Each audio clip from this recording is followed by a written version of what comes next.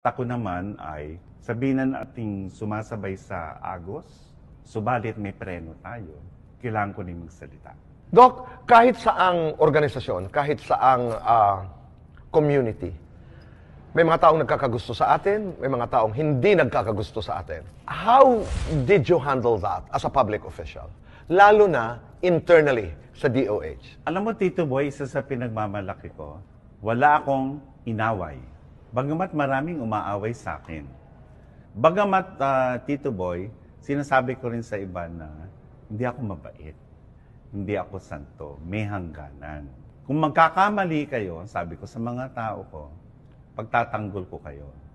Pero sa atin, pag-uusapan natin. Kasi may dapat tayong matutunan sa pagkakamaling yun. Kasi para sa akin, Tito Boy, pag mali.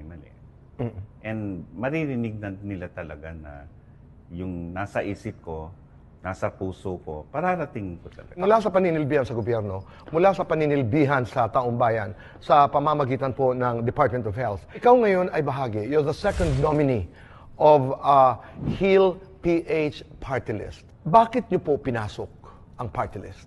Unang-una, kung may pagbabago na kailangang maganap, ito ay sa pamamagitan ng magbibigay ka ng serbisyo. Nagbibigay pa rin ako ng serbisyo, kaya lang hindi na katulad nung ako ay nasa Department of Health lang. Wala na akong access sa mga resources. Pero ako ay nakapagbibigay pa rin ng serbisyo sapagkat ako na may naiimbita para magbigay ng mga makabuluhang impormasyon sa kalusugan.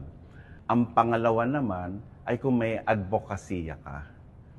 Ito ay yung para bang anong pinaglalaban mo. Kumakatawan ako sa mga boses ng marami na sa tingin ko ay hindi nila alam ang kanilang karapatan sa kalusugan